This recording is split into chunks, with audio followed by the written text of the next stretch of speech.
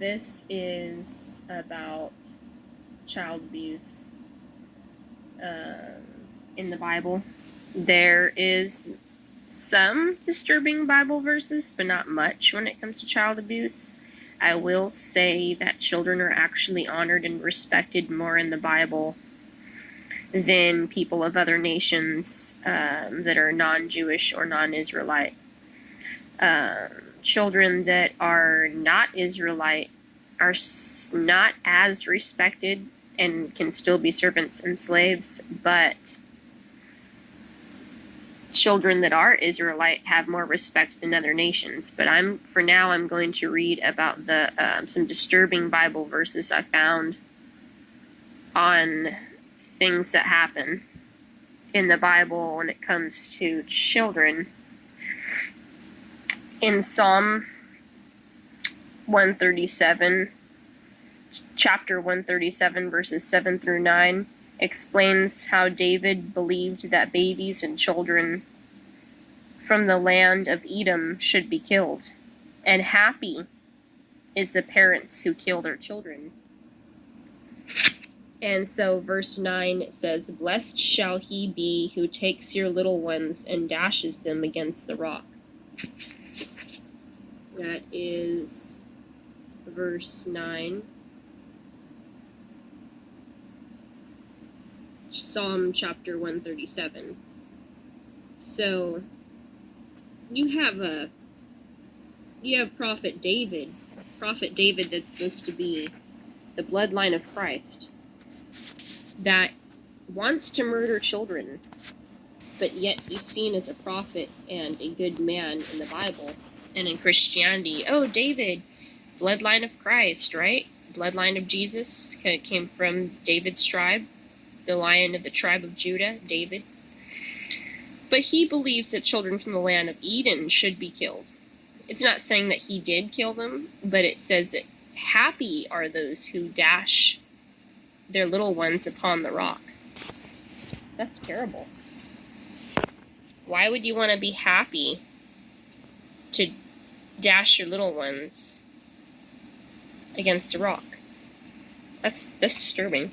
In Exodus chapter 21, verse 22, when man strive together and hit a pregnant woman so that her child comes out, but there is no harm, the one who hit her shall surely be fined, as the woman's husband shall impose on him the payment he shall pay, and the judges will determine how much money that man owes to the husband of the pregnant woman who had her baby killed because of some stupid idiots hitting her stomach trying to kill her baby, in Exodus chapter 21, verse 22.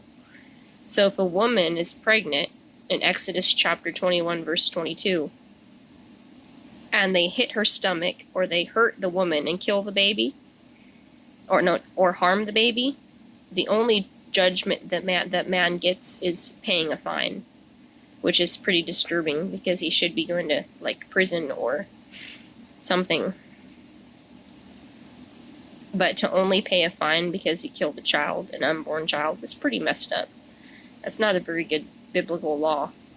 I think that the baby inside the woman should get more respect and honor than that, and that man should go to prison. That's what I think.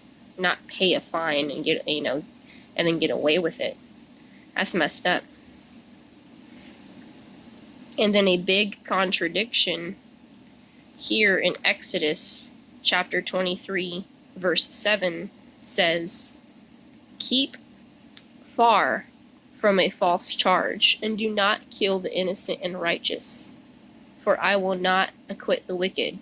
So here God is saying, do not kill the innocent and the righteous. The innocent and righteous would be babies. Those would be people under the age of 3 that are innocent. I will not acquit the wicked. 2 Kings chapter 8, verses 11 through 12. And he settled his countenance steadfastly until he was ashamed, and the man of God wept. And Hazael said, Why weepeth my lord? And he answered, Because I know that evil that thou wilt do among the children unto the children of Israel. Their strongholds wilt thou set on fire, and their young men wilt thou slay with the sword, and will dash their children, and whip up their mothers' wombs, and whip up the women with child. So Hazael says this. Hazael knows in the Bible, in 2 Kings chapter 8, verses 11 through 12, that these children will be set on fire as sacrifice. Young men will be slayed by the sword, and children dashed, which means killed, and mothers ripped open. And then in Matthew chapter 10, verses 21, it says, Brother will deliver brother over to death, and the father his child, and children will rise up against parents and have them put to death. That's pretty disturbing. So brothers are going to kill each other, fathers will kill their own children, and children will rise up against parents and kill their own parents. That's in the end of days. I haven't heard too much of that, but I know it probably has happened, of course, somewhere in the world, but it doesn't usually happen.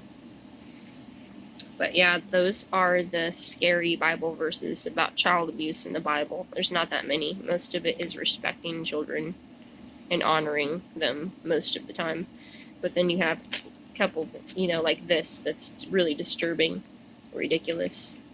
So this is exposing the Bible, exposing, child abuse in the Bible. And this is it.